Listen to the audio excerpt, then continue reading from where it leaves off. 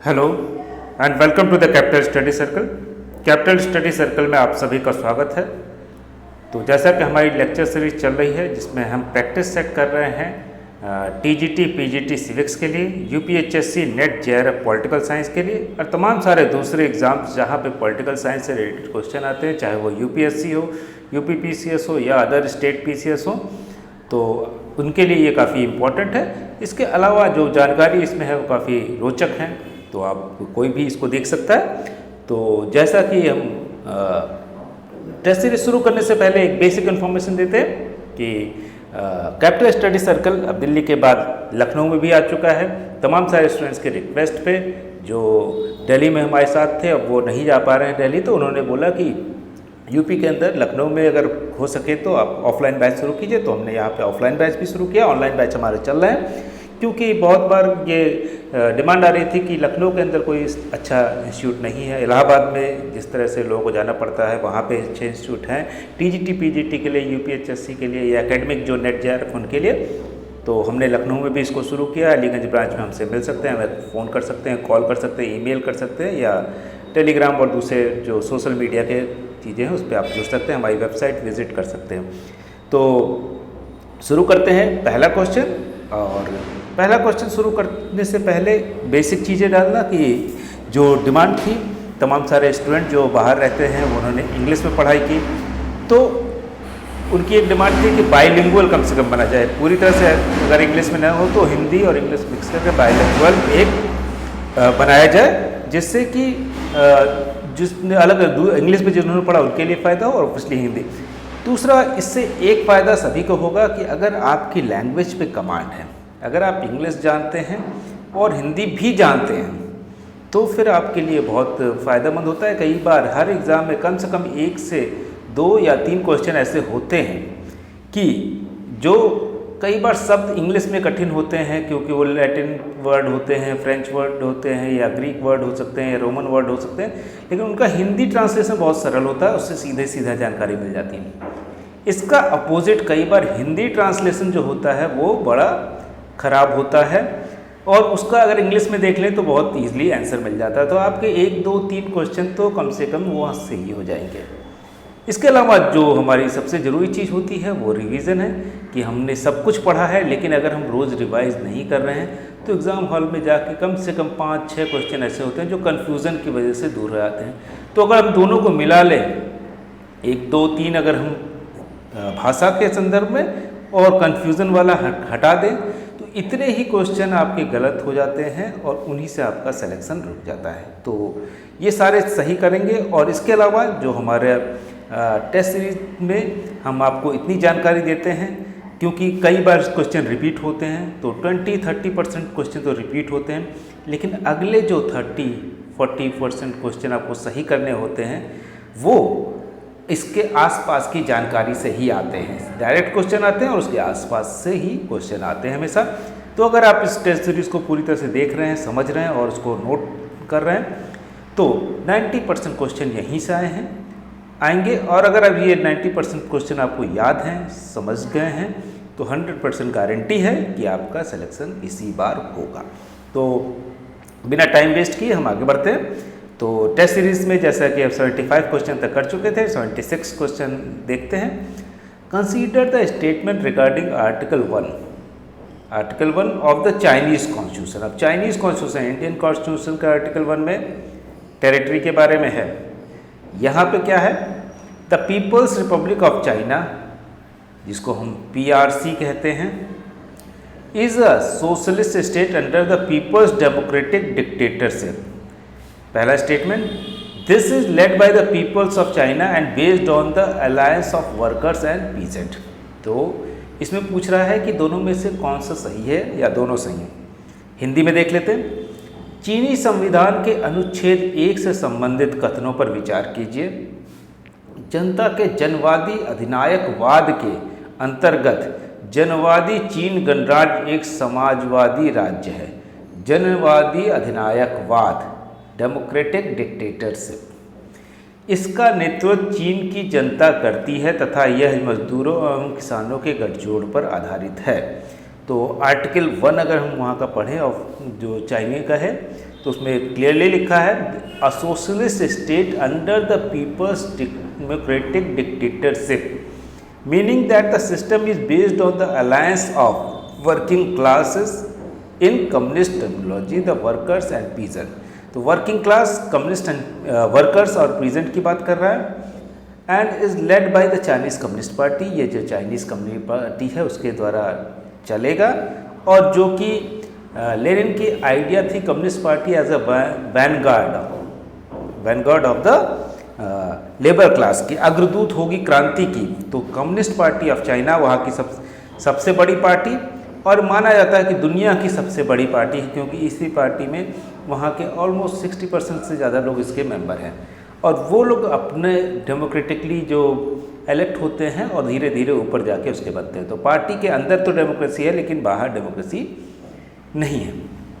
तो इसका सही आंसर, क्योंकि दोनों ही चीज़ सही है, अभी हमने पढ़ा आर्टिकल 1 में, तो सही आंसर क्या हो जाएगा कि एक तो जनवादी अधिनायकवाद है, वहाँ पे डेमोक्रेटिक पीपल्स डेमोक्रेटिक डिक्टेटरशिप है। बोलते हैं कि जनता की तानाशाही होगी, ना कि जो रिच लोग हैं उनकी तानाशाही, ना कि जो बहुत अमीर लोग हैं या बहुत पहले से पावरफुल खानदानी पावरफुल उनकी तानाशाही नहीं होगी, जो गरीब मजदूर है उनकी तानाशाही होगी। ये बेसिक आइडिया है लेनिन का कि या मार्क्स का ही कह सकते हैं। मार्क्स का है कि डिक्टेटरशिप ऑफ प्रोलेटरिएट, मजदूर वर्ग की तानाशाही कब होगी? समाजवाद में। समाजवाद में मजदूर वर्ग की तानाशाही होगा और उसी बेसिस पे चलते हैं चाइना। तो आगे बढ़ते हैं, अब इसका सही आंसर बता देते हैं और 1 और 2 बोथ आर करेक्ट। तो और आगे बढ़ते हैं 77th नंबर क्वेश्चन पे पहुंच जाते हैं। 77th नंबर क्वेश्चन क्या कह रहा है? What among the following is not a feature of French democracy? French democracy का क्या फीचर नहीं है? निम्नलिखित में से क्या फ्रांसीसी लोकतंत्र की विशेषता नहीं है? पूछ रहा है कि second ballot system, semi presidential system, by cameral parliament, federalism. तो आपको बताना है कि द्वितीय मत प्रणाली ये वहाँ पे होता है, अर्ध अध्यक्षात्मक प्रणाली, द्विसदनात्मक शासन और संघवाद। तो इसमें क्या नहीं है?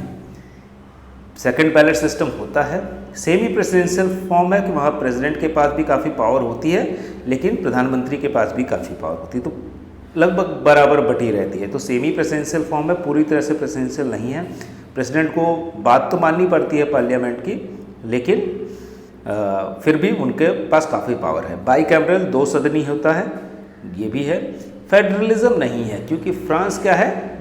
France is a unitary state, उसके सब डिवीज़न हो सकते हैं, रीजन, डिपार्टमेंट, कम्यून्स में होता है वहाँ पे, लेकिन ऐसा नहीं है कि वो स्टेट जैसा हमारे यहाँ उस तरह का नहीं है। तो इसलिए क्या है? फेडरलिज्म, संघवाद वहाँ पे नहीं है। तो not a feature of French democracy. French democracy का क्या नहीं है? संघवाद।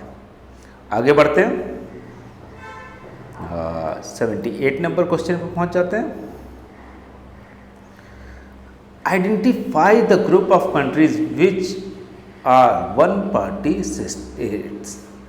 अब ऐसा कौन सा है जिसमें एक पार्टी का स्टेट है? तो क्यूबा, वेनेजुएला, कतर, थाईलैंड। अभी वेनेजुएला पिछले कुछ दिनों से बहुत ज़्यादा न्यूज़ में था, 1-2 साल पहले तक, क्योंकि वहाँ पे तख्ता पलट हुआ था। जो अपोजिशन पार्टी के लोग थे वो काफ़ी, जो वेनेजुएला की पार्टी थी उसके अगेंस्ट में थे। माना ये जा रहा था कि यूएस की फंडिंग है अपोजिशन पार्टी को, और वहाँ पर जो लोग प्रोटेस्ट कर रहे थे उनके ऊपर काफ़ी दमन भी हुआ, जो पार्टी पावर भी थी उसने की। तो अब ये जो, अगर आपको ये न्यूज़ मालूम है तो ये तो नहीं होगा। क्यूबा में एक पार्टी सिस्टम है, कतर में तो पार्टी सिस्टम नहीं है, वहाँ पे मोनार्की है। तो थाईलैंड, लाओस, स्पेन में भी अगर आप देखते हैं, अगर आप पिछले कुछ दिनों से बार्सिलोना की न्यूज़ को फॉलो कर रहे हैं, वो अलग होने की बात कर रहे हैं, वहाँ भी कुछ पार्टीज़ जो है उसको सपोर्ट कर रही, कुछ अगेंस्ट में है। तो यहाँ भी अगर आप न्यूज़ देखेंगे तो बहुत कुछ पता चल जाएगा, ये भी आप नहीं है। सऊदी अरेबिया, इजराइल, वेस्टर्न सहारा, फिर यहाँ पे इजराइल का भी अभी क्या हो रहा है, वहाँ भी लगातार कई बार इलेक्शन होने के बावजूद नेतन्याहू के जाने के बाद लगातार इलेक्शंस 3-4 बार हो चुके, लेकिन कोई भी प्राइम मिनिस्टर बन नहीं पाया। तो क्यों? क्योंकि किसी को क्लियर मेजॉरिटी नहीं मिल रही। क्लियर मेजॉरिटी ना मिलने का क्लियर आइडिया है कि वहाँ पे बहुत सी पार्टी होंगी। तो अब क्या बचता है? अभी हमने बात की थी कि चाइना में सिंगल पार्टी सिस्टम है, CCP है, communist party of China. North Korea में भी सिंगल पार्टी है कम्युनिस्ट, और वियतनाम में भी सिंगल पार्टी सिस्टम है। तो ये चीन, उत्तर कोरिया और वियतनाम इसका सही आंसर हो जाएगा। तो बहुत सी चीज़ें आप अगर जागरूक हैं, थोड़ा सा भी न्यूज़, इंटरनेशनल न्यूज़ को फॉलो करते हैं, या नेशनल न्यूज़ को भी बहुत से ऐसे क्वेश्चन आते हैं कि नेशनल न्यूज़ से, तो वो बहुत आसानी से आप उसको सॉल्व कर सकते हैं। तो आगे बढ़ते हैं। 79 नंबर, इसको हटा देते हैं। 79 नंबर क्वेश्चन को अगर हम देखते हैं, among the following which term is not exclusively connected with federalism. अब फेडरलिज्म में क्या चीज़ कनेक्टेड नहीं है, ये पूछ रहे हैं कि कौन सी ऐसी चीज़ है जो कनेक्टेड नहीं है फेडरलिज्म से। यहाँ 4 ऑप्शन दिए: list system, bicameralism, supremacy of constitution, principle of enumeration and residuum. तो अब ये क्या हो रहा है कि जो फेडरल या कह सकते हैं संघवाद होता है, इसमें क्या क्या चीज़ नहीं हो सकती। अगर हम नीचे से देखें तो प्रिंसिपल ऑफ इनमरेशन एंड रेसिडम की इनमरेशन मतलब फेडरलिज्म में 2 तरह से होता है कि जो शक्तियाँ हैं, एक तो केंद्र के पास होंगी और दूसरा राज्य के पास। तो रेसिडुअल शक्ति जो होगी, जो बच जाती हैं, कि बटी हुई हैं, क्लियर कि ये राज्य की शक्तियाँ हैं या केंद्र की शक्तियाँ हैं। तो केंद्र की शक्तियाँ जब रेसिडुअल पावर में बटी होगी, कुछ ऐसी चीज़ें होंगी जिस पर दोनों को कानून बनाना होगा। तो यूजुअली माना जाता है ट्रू फेडरल सिस्टम में वहाँ पे राज्य के पास ज़्यादा शक्ति होगी, क्योंकि राज्य जो है वो डायरेक्ट रिप्रेजेंटेटिव होता है अपने लोगों का। कि मान लीजिए कि अमेरिका के किसी स्टेट में है, तो वहाँ पे ये माना जा रहा है कि सेंटर जो है वो किसी राज्य के लिए कानून नहीं बना सकता, क्योंकि वहाँ के लोगों का जो एस्पिरेशन है, वहाँ के लोगों की जो ज़रूरत है, वहाँ की जो गवर्नमेंट है वही सही कानून बना सकती है। तो दोनों में अगर कॉन्फ्लिक्ट होगा तो क्या होगा, राज्य का कानून ऊपर रहेगा। तो रेजिडियम जो शक्ति होती है, हम लोग जैसे इंडिया में क्या होता है, केंद्र तो पावरफुल हो जाता है, इसलिए हमको क्वासी फेडरल कहते हैं। इसलिए हम ट्रू फेडरल नहीं है, क्योंकि हम ये मानते हैं कि केंद्र जो है वो ज़्यादा पावरफुल है। मानते नहीं, हमारे यहाँ ऐसा है। लेकिन जहाँ पे पूरी तरह से प्रजातंत्र है, जहाँ पे बहुत मैच्योर डेमोक्रेसी है, बहुत सालों से है, वहाँ पे क्या होता है, राज्य के पास ज़्यादा शक्ति होती है। क्योंकि माना जाता है राज्य बेटर। मान लीजिए आप दिल्ली के हैं, तो दिल्ली का कानून बाकी लोग नहीं बना सकते, दिल्ली के लोग ही चाहेंगे तो वो वहाँ का कानून बनाएं। या आप गुजरात में हैं, तो गुजरात के लोग की शराबबंदी होगी नहीं होगी, ये गुजरात के लोग डिसाइड करेंगे, ना कि बाहर के लोग। तो इसी तरह से होता है। तो ये तो हो गया सुप्रीमेसी ऑफ कॉन्स्टिट्यूशन। फेडरलिज्म में कॉन्स्टिट्यूशन, क्योंकि कई बार आपस में टकराव होगा तो क्या होगा, संविधान जो बताएगा वो सही होगा और सुप्रीम कोर्ट उसका इंटरप्रिटेशन करेगा, तो ये भी सही है। द्विसदनात्मक क्यों होगा कि एक तो डायरेक्ट रिप्रेजेंटेटिव होंगे, दूसरा राज्यों का प्रतिनिधित्व होगा। चाहे अमेरिका हो सीनेट होता है, हमारे यहाँ राज्यसभा होती है, इसी तरह से तमाम सारे देशों में अलग अलग चीज़ें होती हैं। सीनेट, फ्रांस में भी सीनेट होती है। तो सूची प्रणाली नहीं होती। लिस्ट सिस्टम में हमने बताया था आपको कि जहाँ पे पार्टी जो होते हैं अपने लिस्ट दे देती है, वो यूनिट, वो फेडरलिज्म में भी हो सकता है, वो मोनार्की में भी हो सकता है, वो कहीं भी हो सकता है। तो लिस्ट दे देगी और जितने % वोट, मान लीजिए 15% वोट मिले, तो 15% लोग इसके सेलेक्ट हो जाएंगे कि ये लोग हैं। और उसमें भी प्रायोरिटी मिल सकती है कि मान लीजिए नंबर 1 यहाँ पे दिया, नंबर 2 यहाँ पे, नंबर 3, नंबर 4, इस तरह से दे सकते हैं। तो लिस्ट सिस्टम ये होता है और इसको हटा देते हैं। आगे बढ़ते हैं 80 नंबर क्वेश्चन में। 80 नंबर क्वेश्चन जो है, इसमें क्या बात कही जा रही है, identify the incorrect statement regarding Canadian federation. अब ये क्या कह रहे हैं, कैनेडियन फेडरेशन जो है इसमें क्या चीज़ गलत है। Canada was the first to combine parliamentarism with federalism. अब हमने जो अपना फेडरलिज्म दिया है, यूएस फेडरलिज्म बिल्कुल अलग है, या आप कह सकते हैं उसको यूएस फेडरलिज्म को ही ट्रू फेडरलिज्म बोलते हैं। अभी हमने बात की कि केंद्र और राज्य के बीच में सत्ता का बंटवारा होगा और उसमें राज्य ज़्यादा पावरफुल होगा केंद्र से, तो ये ट्रू फेडरलिज्म बोला जाता है। लेकिन कनाडा में ऐसा नहीं है, वहाँ पे संसद जो है वो कॉम्बिनेशन है दोनों का, फेडरलिज्म और पार्लियामेंटरिज्म। पार्लियामेंटरिज्म जो पार्लियामेंट सर्वोच्च होगी, जैसे अगर देखें तो यूएस के अंदर पार्लियामेंट सर्वोच्च नहीं है, राज्य का कानून ऊपर हो जाएगा। वहाँ पे जब तक ये मतलब कुछ बेसिक जो सुरक्षा से रिलेटेड हो, इकोनॉमी से रिलेटेड हो, फॉरेन अफेयर से रिलेटेड हो, इन सब चीज़ों को छोड़ के बाकी चीज़ों पे राज्य अपना कानून खुद बनाता है। और यूएस के अंदर हर राज्य का अपना एक संविधान भी है, जिससे वो ज़्यादा डेमोक्रेटिक हो जाते हैं। इसीलिए माना जाता है कि अगर आपके पास हर राज्य का अपना संविधान होगा तो वहाँ पे आप उस तरह के कंट्री को ज़्यादा डेमोक्रेटिक माना जाता है। और स्टेटमेंट रिगार्डिंग, हाँ, तो पार्लियामेंट्री जो सिस्टम है ये है वहाँ पे, और हमने अपना जो फेडरलिज्म लिया है वो भी कनाडा के संविधान से या कनाडा के मॉडल से ही लिया है। तो हमारा मॉडल कहाँ से लिया गया है? फेडरलिज्म का, संघवाद का। इसीलिए हम इसको फेडरलिज्म नहीं, यूनियन ऑफ स्टेट कहते हैं, कि राज्यों का ग्रुप है, समूह है। Dominate federation as well as province receive their power from the constitution. अब ये जो फेडरेशन है वहाँ के, ये संविधान से अपनी पावर लेते हैं, ये भी सही है। तो संसद को संघवाद से जोड़ने वाला कनाडा पहला देश था, सही है। डोमिनियन फेडरेशन और प्रांत अपनी शक्तियाँ संविधान से प्राप्त करते हैं, दैट इज ट्रू। तो residuary power are given to the federation. अब हमने बात की थी यूएस में रेसिडरी पावर किसके पास थी? राज्य के पास। और कनाडा में किसके पास है? फेडरेशन के पास, केंद्र के पास। भारत में किसके पास है? केंद्र के पास। तो लेफ्टिनेंट गवर्नर जो है वो क्या कह रहे हैं? और province are elected by the provincial assembly. तो लेफ्टिनेंट गवर्नर जो है, अब नाम से भी आप निकाल सकते हैं कि लेफ्टिनेंट गवर्नर, गवर्नर जो होते हैं वो तो इलेक्टेड हो सकते हैं, लेकिन लेफ्टिनेंट गवर्नर जो है they are appointed by the,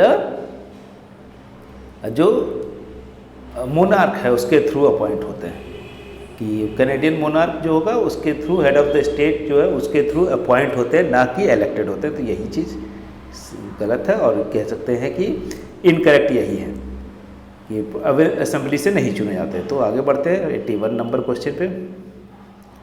identify the term not related to the British parliamentary system. अब हमने बात की थी इससे पहले भी कई बार बताया है कि ब्रिटिश पार्लियामेंट जो है वो, जैसे कल बात हुई थी कि डिलोम्बे ने क्या बोला था कि वो सब कुछ कर सकती है ब्रिटिश पार्लियामेंट, सिर्फ आदमी को औरत और औरत को आदमी नहीं बना सकती है। तो वही चीज़ यहाँ पे भी है कि क्या नहीं कर सकती पार्लियामेंट। तो पार्लियामेंट का चेक एंड बैलेंस का आइडिया थोड़ा सा कंफ्यूजिंग, क्योंकि चेक एंड बैलेंस नहीं, वो सब कुछ कर सकती तो चेक एंड बैलेंस तो नहीं। शैडो कैबिनेट होती है, बिल्कुल होती है। जो पावर में गवर्नमेंट होती है उसकी एक मिनिस्ट्री होती है, उसका कैबिनेट होता है, और उन्हीं को चेक करने के लिए जो अपोजिशन पार्टी होती है वो उसी तरह का एक, कि फाइनेंस मिनिस्टर को कौन देखेगा, उसके क्वेश्चन कौन पूछेगा, उसकी जो पॉलिसी उसको कौन देखेगा, होम मिनिस्टर को कौन देखेगा, ये सारी चीज़ों को एक एक आदमी अपॉइंट कर दिए जाते हैं कि उसको चेक करने के लिए कि जो गवर्नमेंट कर रही है ऐसा कुछ गलत ना कर दे लीगली या कॉन्स्टिट्यूशन। तो एक शैडो कैबिनेट भी बन गई अपोजिशन की। They swim and sink together. Parliament का आइडिया, अभी आप अगर आप न्यूज़ देख रहे हो तो क्या चल रहा है वहाँ पे, पिछले कई दिनों से बोरिस जॉनसन हो, इससे पहले जितने भी लोग रहे, कई प्राइम मिनिस्टर ने इस्तीफ़ा दे दिया। जैसे ही प्राइम मिनिस्टर इस्तीफ़ा देता है तो क्या होता है, पूरी कैबिनेट, पूरा मिनिस्ट्री जो होती है वो उसका इस्तीफ़ा मान लिया जाता है। नया प्राइम मिनिस्टर आएगा तो नई कैबिनेट बनाएगा। तो इसका मतलब है इंडिया में भी यही होता है कि अगर हमारे प्रधानमंत्री इस्तीफ़ा दे दें तो कैबिनेट खत्म हो जाएगी, नया प्रधानमंत्री जो भी बनेगा वो फिर से नई मिनिस्ट्री बनाएगा। तो they swim and sink together, वे साथ तैरते हैं और जुड़ जाते हैं। तो ये दोनों चीज़ सही है, छाया मंत्रिमंडल भी होता है और साथ तैरते हैं और साथ। वेस्ट मिनिस्टर मॉडल, ऑब्वियसली ये जो इंडियन मॉडल है उसको भी हम वेस्ट मिनिस्टर मॉडल ही कहते हैं। वेस्ट मिनिस्टर वहाँ जगह है, और ब्रिटिश पार्लियामेंट के मॉडल को वेस्ट मिनिस्टर मॉडल कहते हैं। और उस तरह के मॉडल जो भी अडॉप्ट करते हैं, चाहे वो इंडिया करे या दूसरे कंट्री, उसको हम वेस्ट मिनिस्टर मॉडल ही कहते हैं। तो क्या इसका सही आंसर होगा? इनकरेक्ट पूछ रहा है कि रिलेटेड नहीं है, नॉट रिलेटेड। पहले ये देख लीजिए, चेक एंड बैलेंस, कोई उसका कंट्रोल नहीं होता, वो जो चाहे वो कर सकता है। वो चाहे तो आज बिल पास करे, कल फिर उसको बदल दे, फिर परसों बदल दे, ऐसा कोई चेक एंड बैलेंस नहीं। उसको सुप्रीम कोर्ट में चैलेंज नहीं किया जा सकता, क्योंकि माना जाता है कि जनता ही उसका डिसीजन लेगी, सुप्रीम कोर्ट का एक जज डिसाइड नहीं कर सकता। चलिए आगे बढ़ते हैं, 82 नंबर क्वेश्चन पे पहुंचते हैं।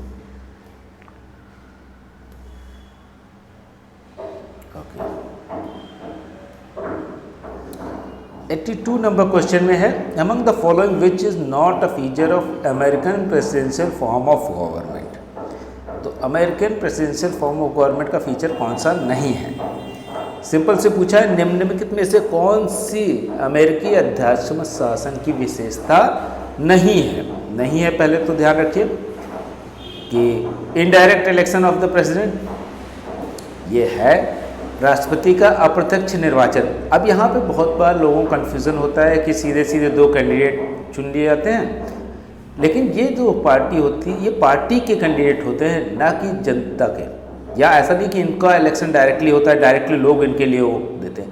इनके लिए इलेक्टोरल कॉलेज बनता है, और वो इलेक्टोरल कॉलेज जो है वहाँ पे जितने रिप्रेजेंटेटिव जीत जाएंगे उसके अकॉर्डिंग तय हो जाएगा कि कौन जीतेगा। तो इनडायरेक्ट ही इलेक्शन होता है, डायरेक्ट इलेक्शन नहीं होता है, ये बहुत क्लियरली जान लीजिए। Collective responsibility of cabinet toward the Congress, तो अभी हम बात कर रहे थे कि ब्रिटिश जो पार्लियामेंट है या वहाँ के जो प्राइम मिनिस्टर तो उनकी तो कलेक्टिव रिस्पॉन्सिबिलिटी होती है, लेकिन जो यूएस प्रेसिडेंट होता है उसकी कोई कलेक्टिव रिस्पॉन्सिबिलिटी नहीं होती। एक तो क्योंकि वो अपने जो मिनिस्टर है वो खुद चुन सकता है, उसका कोई किसी हाउस से मतलब नहीं है, उसको अब उसको कहीं मेजॉरिटी प्रूव नहीं करनी है हाउस के अंदर कि कल को मेजॉरिटी कम हो गई तो रिज़ाइन करना पड़ेगा। एक बार चुन लिया गया तो 4 साल चलेगा, अनटिल कि उसको इम्पीच ना किया जाए, उसको कभी मेजॉरिटी प्रूव नहीं करनी पड़ती। तो कैबिनेट ये तो गलत हो जाएगा। कांग्रेस के प्रति मंत्रिमंडल का सामूहिक उत्तरदायित्व तो ये नहीं होता है। ये कहाँ पे होता है? जहाँ डेमोक्रेसी हो गई, जहाँ पे यूके में हो सकता है, इंडिया में हो सकता है, पाकिस्तान में होता है, इस तरह की जगह पे होता है। कांग्रेस के विधायकों पर राष्ट्रपति निषेधाधिकार, presidential veto on Congress bill, ये होता है कि अगर कांग्रेस जो है वीटो लगा सकता है प्रेसिडेंट कि कोई बिल आए उस पर वीटो पावर बहुत खतरनाक है वहाँ की। Presidential power to send message to the congress, ये भी होता है, कांग्रेस को मैसेज भेजता है साल में कई बार। तो ये चीज़ें तो उनके हैं। तो कांग्रेस को संदेश भेजना, राष्ट्रपति की शक्तियाँ, कांग्रेस विधेयकों पर राष्ट्रपति निषेधाधिकार वीटो भी लगा देता है। कांग्रेस मंत्रिमंडल की जमा, ये गलत है और ये सही है। तो क्या इसका सही आंसर हो जाएगा 2, ये गलत है इसका। आगे बढ़ते हैं, अब हम 83 नंबर क्वेश्चन पे देख लेते हैं। तो 83 नंबर क्वेश्चन जो है वो क्या कह रहा है? Consider the following statement regarding Montesquieu. Montesquieu हमने कल भी पढ़ा था, अलग अलग क्वेश्चन में अलग अलग तरीके से मॉन्टेस्क्यू के बारे में पूछा ही जाता है। तो मॉन्टेस्क्यू के बारे में कहीं भी आपको कुछ भी मिले तो उसको ज़रूर पढ़िए। तो अब ये पूछ रहा है कि मॉन्टेस्क्यू के संबंध में निम्नांकित कथनों पर विचार कीजिए। शक्ति पृथक्करण इनका सिद्धांत है, व्यक्ति स्वतंत्र को प्रत्याभूत करता है कि अगर सेपरेशन ऑफ पावर होगी तो गारंटीज इंडिविजुअल फ्रीडम, कि व्यक्ति की स्वतंत्रता को गारंटी देता है कि ये होगी शक्ति पृथक्करण। यह सिद्धांत फ्रांसीसी राजनीतिक उनके अवलोकन पर आधारित था, क्योंकि फ्रांस की जो राजनीति थी, क्योंकि अब कैसे होगा, सही है कि नहीं। मॉन्टेस्क्यू खुद एक फ्रांस के जज थे, उन्होंने अवलोकन किया, उन्होंने ऑब्जर्व किया कि ऐसा ऐसा है। अगर शक्ति पृथक्करण जुडिशरी, एग्जीक्यूटिव और लेजिस्लेचर का अलग अलग नहीं करेंगे तो आम आदमी के हितों को नहीं कर सकते। अगर आप अपने ही लॉ बनाएंगे, अपने ही जज भी अपॉइंट कर दें, तो जो भी लॉ बनेगा वो जज को पास करना पड़ेगा, क्योंकि इन्होंने ही अपॉइंट किया। तो इसको सेपरेशन नहीं करेंगे तो क्या होगा, जनता के जो स्वतंत्रता उसमें बाधा आएगी। तो सबसे सही जवाब क्या है? दोनों ही सही हैं, बोथ 1 and 2 आर करेक्ट। तो सही लगा देते हैं जवाब, बोथ 1 and 2 आर करेक्ट, दोनों ही सही हैं। शक्ति पृथक्करण और इसका सबसे अधिक इम्प्लीमेंटेशन कहाँ पे होता है? अगर हम देखें तो यूएसए में। मॉन्टेस्क्यू का बेसिक आइडिया माना जाता है वो अडॉप्ट कर चुके हैं। आगे बढ़ते हैं 84 पे। 84 नंबर क्वेश्चन जो है हमारा, among the following which is not related to American house of representative. अब ये बहुत अच्छा क्वेश्चन है। कि क्या है, पहले ये देख लेते हैं। बड़ा अच्छे क्वेश्चन है क्योंकि अलग अलग इसमें 4 क्वेश्चन बन जाएंगे और ये क्वेश्चन पूछे ही जाते हैं अलग अलग तरीके से। Among the following which is not related to American house of representatives, निम्नांकित में से कौन सा अमेरिकी प्रतिनिधित्व से संबंधित नहीं है? गैरीमैंडरिंग, जेरीमैंडरिंग, वैसे गैरीमैंडरिंग कहते हैं। Park barrel legislation, actually pork barrel रहता है। और लॉग रोलिंग, फिलबस्टरिंग। तो पहले ये देख लेते हैं क्या गैरीमैंडरिंग क्या होता है। कि गैरीमैंडरिंग जो होता है, गैरीमैंडरिंग कह सकते हैं कि ये जो कई बार जो कॉन्स्टिट्यूंसी होती है उसका हमारे यहाँ भी जो परिसीमन होता है, तो कि कई बार क्या होता है कि हमको मालूम होता है कि ये मान लीजिए 2 डिस्ट्रिक्ट हैं तो इनका अलग अलग है। यहाँ पे हमारी कम्युनिटी के ज़्यादा लोग हैं, यहाँ पे दूसरी कम्युनिटी के ज़्यादा लोग हैं, लेकिन हमारे कम्युनिटी के भी यहाँ पे काफ़ी लोग हैं। तो इसमें से जितने वोट मिलते हैं इसमें से थोड़ा सा अगर इसमें डाल दें तो यहाँ दोनों जगह मेजॉरिटी हो जाएगी। तो कई बार ऐसे चेंज करते हैं, परिसीमन में भारत में भी होता है और दूसरी जगह अमेरिका में बहुत बार होता है।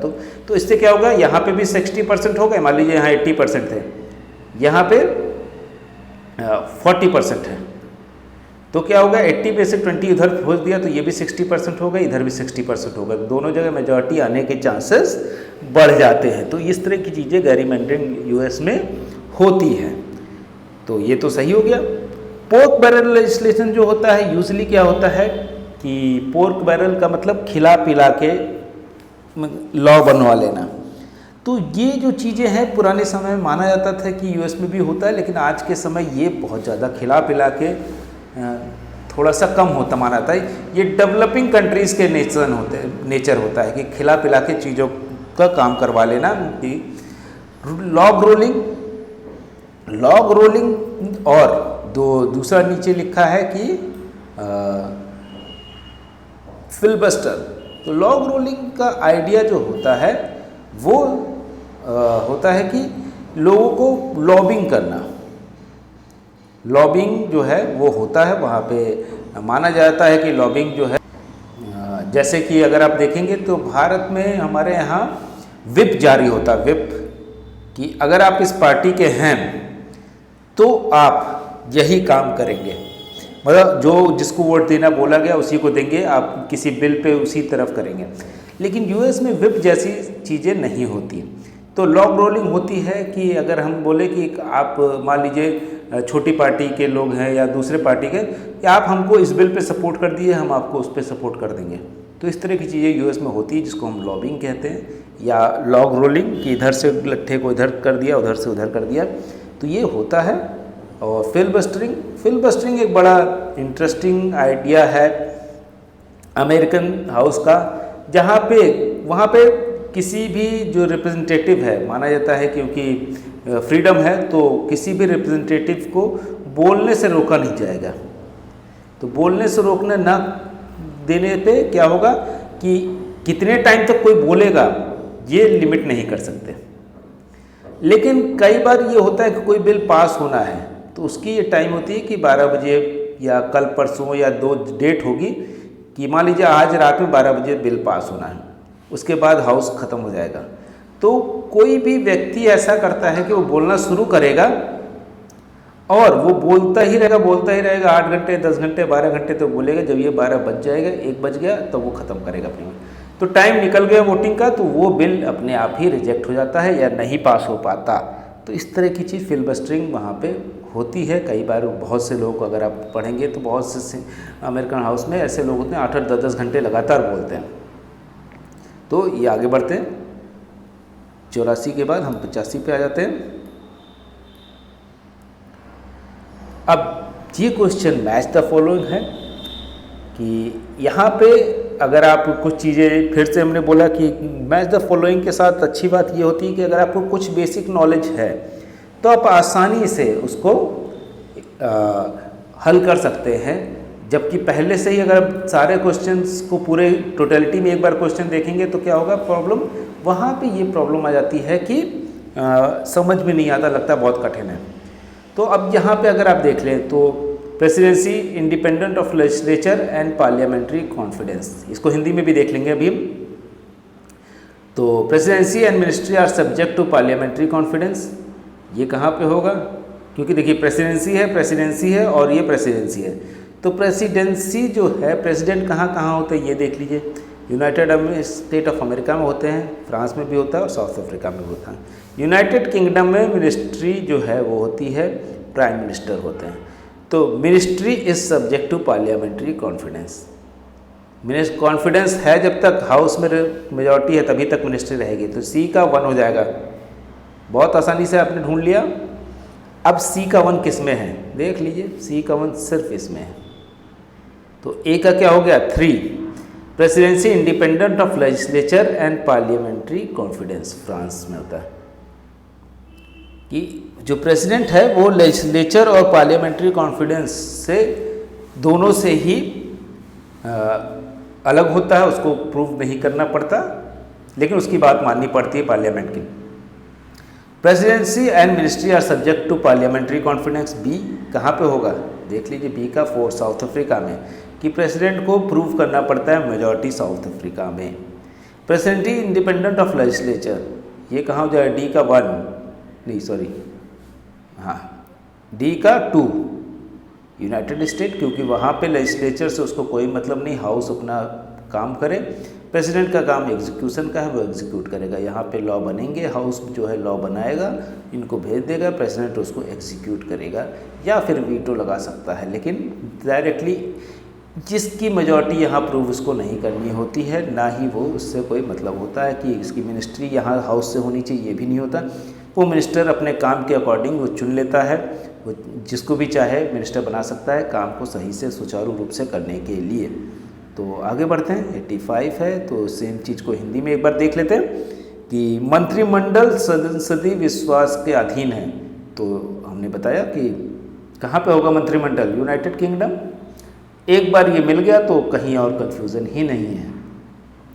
तो मंत्रिमंडल जो स्वतंत्र है, राष्ट्रपति विधायिका से स्वतंत्र, मंत्रिमंडल संसदीय विश्वास के अधीन है कि विधायिका से तो स्वतंत्र है, मंत्रिमंडल संसदीय विश्वास के अधीन है कि मंत्रिमंडल जो है वो तो कहाँ पे है? फ्रांस में, कि राष्ट्रपति डायरेक्टली उसको प्रूव नहीं करना है मेजॉरिटी, लेकिन मंत्रिमंडल जो होगा उसका वो मेजॉरिटी से होना चाहिए।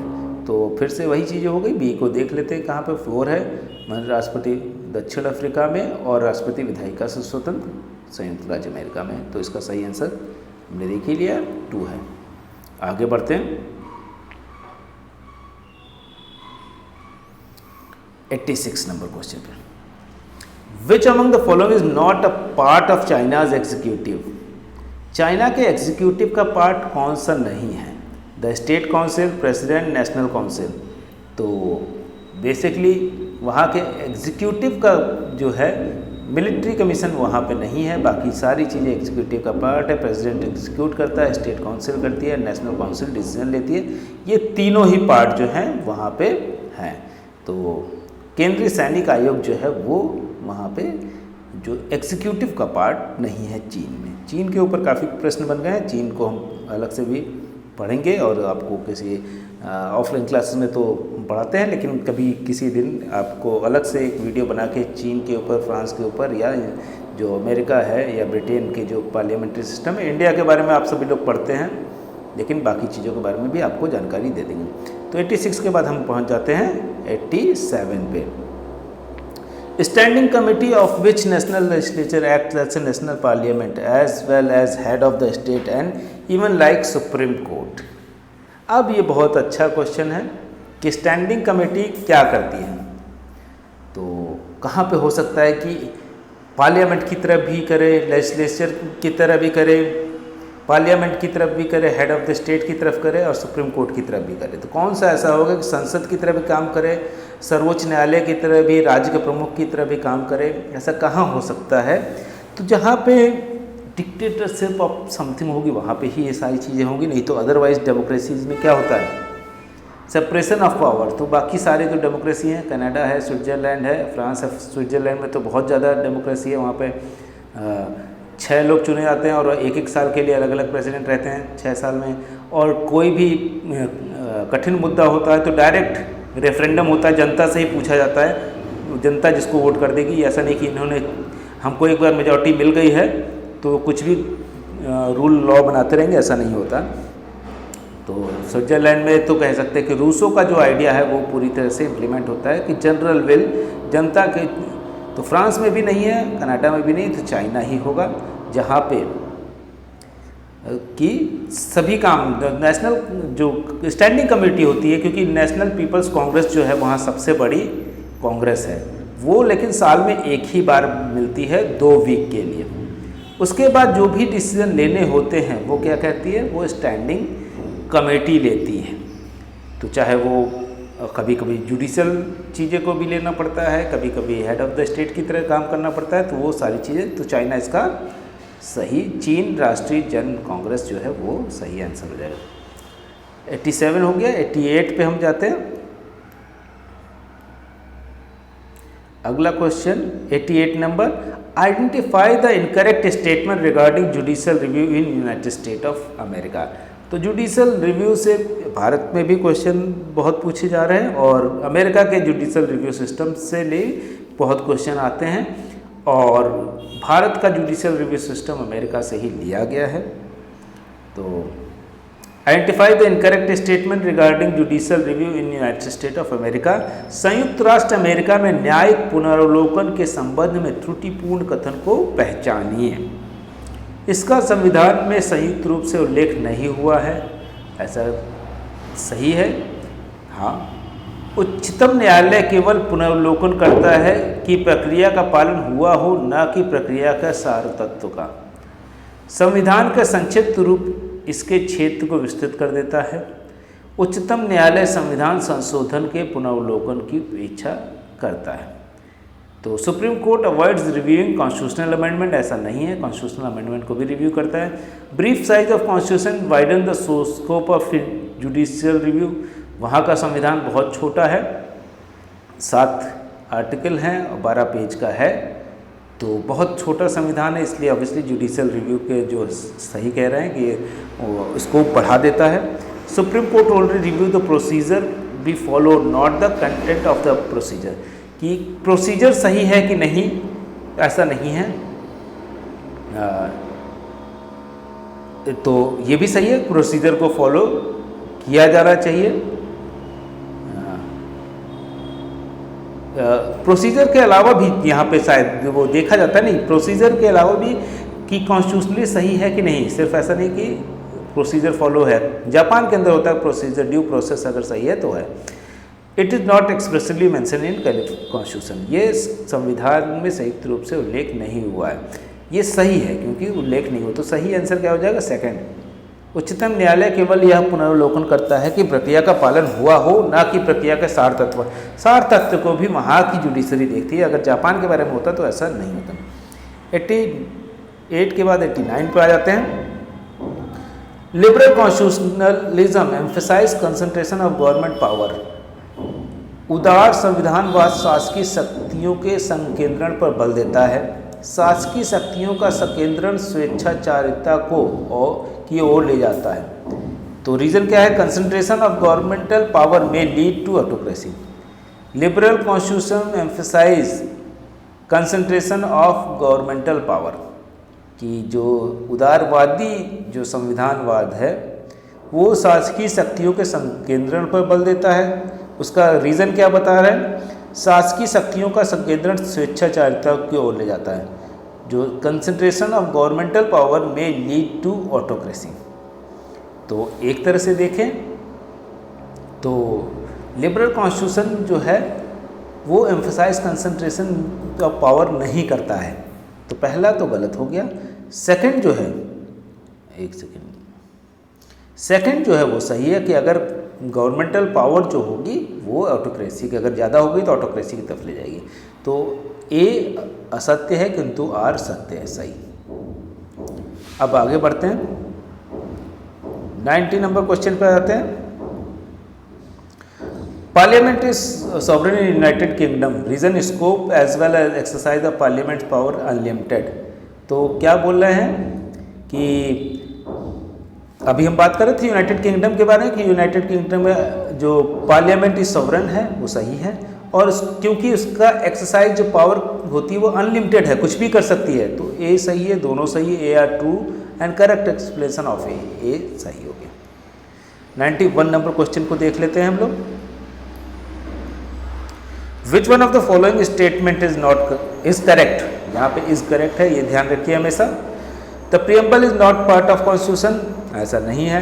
The preamble can not be amended, ये हो चुका है तो इससे भी निकाल सकता है। The preamble is the part of constitution, जो ये सही है। Preamble is the secondary importance, तो सेकेंडरी इंपॉर्टेंस ऐसा नहीं है वो। और preamble can not be amend, ऐसा नहीं है, ये भी गलत है। Preamble is not part of constitution, ये भी गलत है। तो क्या सही हुआ कि उद्देशिका संविधान का भाग नहीं है, गलत है। उद्देशिका में संशोधन नहीं किया जा सकता, किया जा सकता, ये भी गलत हो जाएगा। उद्देशिका संविधान का भाग है, बिल्कुल है। उद्देशिका का गौण महत्व है, ये गलत है। तो 3 आंसर सही हो जाएगा। आगे बढ़ते हैं, ये तो बहुत सिंपल क्वेश्चन था। 92 नंबर पर, India has adopted the parliamentary form of government, ठीक है। रीजन क्या है? The president of India is the titular head of the state while the prime minister is the real executive authority. तो भारत ने संसदीय सरकार के स्वरूप को स्वीकारा है, सही है। भारत का राष्ट्रपति राज्य का नामधारी अध्यक्ष है, जबकि प्रधानमंत्री के पास, ये भी सही है। लेकिन ये इसका तर्क नहीं है।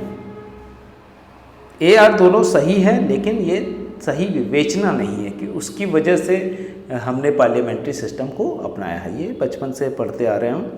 तो आगे बढ़ते हैं 93 नंबर क्वेश्चन पे। A knew all India service can be created by, ये भी बहुत बचपन वाला क्वेश्चन है कि एक नए जो अखिल भारतीय सेवा की रचना की जा सकती है। A resolution of the Rajya Sabha, an act of parliament, an order of president, a resolution of UPSC. Rajya Sabha के प्रस्ताव के द्वारा, संसद के अधिनियम द्वारा, राष्ट्रपति के आदेश द्वारा, केंद्र संघ लोक सेवा आयोग का प्रस्ताव दे रहा। तो राज्यसभा के, क्योंकि जो राज्यसभा होती है राज्यों का प्रतिनिधित्व करती है, तो पहला आंसर सही है। तो इसलिए ये हमेशा पूछा जाता है, बहुत ही जनरल क्वेश्चन है। आगे बढ़ते हैं 94 नंबर क्वेश्चन पे करते हैं। Constitutional safeguard to civil servants are ensured by, civil servants को कॉन्स्टिट्यूशनल सेफगार्ड कौन सा आर्टिकल देता है? Article 310, article 315, 312, 311। तो हम जानते हैं, या जो नहीं जानते हैं याद रखें, 311 आर्टिकल जो है वो कॉन्स्टिट्यूशनल प्रोटेक्शन देता है, सेफगार्ड देता है सिविल सर्वेंट्स को। नहीं तो क्या होगा, सिविल सर्वेंट्स से आप कुछ भी काम करा लेंगे, पार्लियामेंटेरियन या जो मिनिस्टर है वो। तो आगे बढ़ते हैं 95 नंबर क्वेश्चन पे पहुंच जाते हैं। फिर से ये मिलाने वाला आ गया। अब इसमें भी बहुत सिंपल सी आइडिया है कि अगर आप इसको थोड़ा भी समझते हैं, जानते हैं, तो कुछ चीज़ें आप आसानी से निकाल लेंगे। कि आर्टिकल 70 सभी लोग जानते हैं, abolition of untouchability. Article 19 right to freedom. 21A को अगर आप जानते हैं, नहीं कुछ भी जानते, 21A अमेंडमेंट के थ्रू जोड़ा गया राइट टू एजुकेशन। तो C का 4 अगर देख लेंगे तो C का 4 किस में है? C का 4 भी सिर्फ इसमें है। A का 3 हम बात कर रहे थे, A का 3, B का 1 और 24 जो आर्टिकल 24 वो क्या होगा? Provision of employment of children in factories. तो ये सबको मालूम है कि 14 वर्ष से, तो 14 वर्ष है आर्टिकल 24 में, तो इससे भी याद रख सकते हैं 14 वर्ष 24 में। तो 14 वर्ष से बच्चे जो हार्मफुल फैक्ट्रीज है वहाँ काम नहीं कर सकते। तो उसका सही आंसर अपने आप ही मिल गया, 3 है। आगे बढ़ते हैं। सेम चीज़ है, 17 अस्पृश्यता, 19 स्वतंत्रता, 21 शिक्षा का अधिकार, 24 कारखाने। तो इसका सही आंसर 3 था। आगे बढ़ देते हैं, हम ख़त्म करने की ओर है बस। 96 विच one of the following pair is not correctly match. अभी हम बात कर रहे थे और यहाँ पे फिर से वो आ ही गया कि article 39A free legal aid, अनुच्छेद 39A निःशुल्क विधिक सहायता, ये बिल्कुल सही है। 41 से कुछ दशाओं में काम का अधिकार, right to work in certain cases, right to work हमारे यहाँ फंडामेंटल राइट नहीं है। उसी समय में अगर फिर क्वेश्चन आ जाएगा, अभी हम चीन के बारे में बहुत है, वहाँ पे फंडामेंटल राइट की तरह राइट टू वर्क होता है। तो 51 promotion of international peace and security, बिल्कुल सही है। 51 जो DPSP में आ जाता है। इक्वलिटी बिफोर लॉ, ये कन्फ्यूज़न है कि कन्फ्यूज़न नहीं, ये गलत है, क्योंकि कहाँ से शुरू होता है इक्वलिटी बिफोर लॉ? आर्टिकल 14 से, आर्टिकल 14 से इक्वलिटी बिफोर लॉ 14 से 18 तक जो है ये इक्वलिटी पे बेस्ड है, अलग अलग तरीके से कि इक्वल अपॉर्चुनिटी होगी, इक्वलिटी बिफोर लॉ हो गए। तो ये सारी चीज़ें आपको ध्यान में रखना है। तो इसका सही आंसर क्या हो जाएगा? इसका सही आंसर आर्टिकल 13 जो है वो नहीं है। ठीक है, आगे बढ़ते हैं। 97 नंबर क्वेश्चन पे आते हैं, बस हम ख़त्म करने वाले हैं। एक क्विक रिवीजन ले लेंगे, थोड़ा सा टाइम 2 मिनट के अंदर। तो 97, which of the following schedule of constitution must be amended if new state of Indian union is created? ये क्वेश्चन हमने पहले भी किया है, दूसरे एग्जाम्स में भी ये पूछा गया है, बहुत इंपॉर्टेंट क्वेश्चन है। उस दिन गलती से आर्टिकल जो शेड्यूल है, जैसे यहाँ पे ध्यान दीजिएगा, अभी शेड्यूल की जगह मैंने आर्टिकल समझ लिया था, आर्टिकल 3 बोल दिया था, लेकिन आर्टिकल शेड्यूल यहाँ पूछा है। तो किस शेड्यूल में है? इंडियन टेरिटरी, उसका यूनियन का, और किस तरह से उसमें नए स्टेट मिल सकते हैं, बन सकते हैं, क्रिएट करने, फर्स्ट शेड्यूल में ये सब कुछ है। तो उस दिन आर्टिकल, हाँ, लेकिन अगर आर्टिकल यहाँ पे शेड्यूल की जगह आर्टिकल में अमेंडमेंट करना पड़ेगा, तो आर्टिकल 3 ऑफ इंडियन कॉन्स्टिट्यूशन, तो फर्स्ट शेड्यूल में है। ये बहुत इम्पोर्टेंट है, ये क्वेश्चन 2 बार आ गया, हम लगातार 2 टेस्ट सीरीज कर रहे हैं, दोनों बार ये क्वेश्चन पूछेगा। तो ये सोच सकते हैं कितना इंपॉर्टेंट क्वेश्चन है। 98 में पहुंच जाते हैं। The member of constituent assembly which draft the constitution of India were. अब ये कॉन्स्टिट्यूंट असेंबली, संविधान सभा जिसने संविधान के प्रारूप को बनाया, उसके सदस्यों का क्या हुआ था? ब्रिटिश संसद द्वारा मनोनयन किया गया था? ऐसा नहीं है। गवर्नर जनरल द्वारा मनोनयन किया था? नहीं। विभिन्न प्रांतों के विधान मंडलों द्वारा निर्वाचित हुए थे? बिल्कुल। भारतीय राष्ट्रीय कांग्रेस और मुस्लिम द्वारा निर्वाचित हुए? ये भी गलत है। तो ये 2 सभी गलत हैं। Nominated by British parliament? No. Nominated by the governor general? Not at all. Elected by legislative assembly of various provinces? That is true. Elected by Indian National Congress and Muslim? That is wrong. तो what is the right answer? Answer 3। सही उत्तर क्या होगा? 3। विभिन्न प्रांतों के विधानमंडलों द्वारा निर्वाचित हुए थे। अब हम 98 के बाद 99 पे पहुंचते हैं, सेकंड लास्ट क्वेश्चन, और उसके बाद हम इस लेक्चर को ख़त्म करेंगे यहीं पे। Which one of the following rights was described by doctor Ambedkar as the heart and soul of Indian constitution? ये सबको मालूम है, ये भी बहुत बार पूछा जाता है। Right to freedom of religion, right to property, right to equality, right to constitutional remedy. ऐसा कौन सा है? धर्म की स्वतंत्रता का अधिकार, संपत्ति का अधिकार, समानता का अधिकार, संविधान उपचारों का अधिकार। तो सही आंसर क्या है? संवैधानिक उपचारों का अधिकार, उसको आत्मा कहते हैं संविधान की, डॉक्टर अंबेडकर।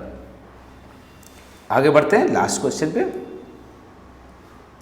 तो लास्ट क्वेश्चन हमारा है 100 number. With reference to the constitution of India which one of the following pair is not correctly match? कि कौन सी चीज़ इसमें नहीं सही है? तो एजुकेशन कंकरेंट लिस्ट में है, सही है, क्योंकि दोनों ही बनाते हैं। पब्लिक हेल्थ पे भी दोनों ही काम करते हैं। सेंसस जो है वो यूनियन लिस्ट है, सही है। सेंसस क्योंकि केंद्र सरकार ही करती है, राज्य सरकार अलग से नहीं सेंसस करती। इनकम टैक्स कंकरेंट लिस्ट में नहीं है, वो क्या है? इनकम टैक्स है सेंटर की लिस्ट में, यूनियन लिस्ट में सिर्फ यूनियन लेती है। तो क्या क्या चीज़ें हैं जो यूनियन ऑफ इंडिया जो है वो करती है? जैसे custom duty, income tax, service tax, centre excise duty, ये सिर्फ सेंट्रल गवर्नमेंट यूनियन लिस्ट वाले ही करते हैं। तो यहाँ पे अपना टेस्ट सीरीज़ आज का ख़त्म करते हैं, आगे बढ़ते हैं। तो अगर आप हमसे जुड़ना चाहते हैं और लेक्चर अगर आपको ये टेस्ट सीरीज सही लग रही हो तो आप इसको ज़रूर लाइक कीजिए, शेयर कीजिए, और कोई भी क्यूरी हो, कुछ भी सजेशन हो तो आप ज़रूर दे सकते हैं। फ़ोन नंबर हमारा 6001203135 पे कॉल कर सकते हैं या मैसेज कर सकते हैं। WhatsApp number 6001939975। Website www capital study circle पे जा सकते हैं। फेसबुक और इंस्टाग्राम पे कैपिटल स्टडी सर्कल के नाम से ही। इसके अलावा टेलीग्राम पे कैपिटल स्टडी सर्कल के नाम से हमको फॉलो कर सकते हैं। ईमेल thecapitalstudy20@gmail.com पे अगर आप PDF चाहते हैं या ऐसा कोई भी नोट्स चाहते हैं तो आप हमको मेल कर सकते हैं, हम आपको प्रोवाइड करेंगे। तो जैसा कि हमने आपको शुरुआत में बोला था कि एक क्विक रिवीजन 2 मिनट का, जो इससे पहले हमने क्वेश्चन पढ़ रखे हैं या कई बार एग्ज़ाम में आता है, सबसे ज़रूरी चीज़ होती है कि वो आपको मालूम हो। ऐसा ना हो कि आपको पिछले क्वेश्चन बिल्कुल भूल जाएं। तो इससे पहले के लेक्चर सीरीज़ में या टेस्ट सीरीज़ जो है वो उसमें हमने पूछा था कि आखिरी पार्टी कौन सी थी डॉक्टर अंबेडकर की। तो टेक्निकली रिपब्लिकन पार्टी थी जो कि बनाई गई थी शेड्यूल कास्ट फेडरेशन से बाद में। वो 3 अक्टूबर 1957 में वो बन गई थी रिपब्लिकन पार्टी।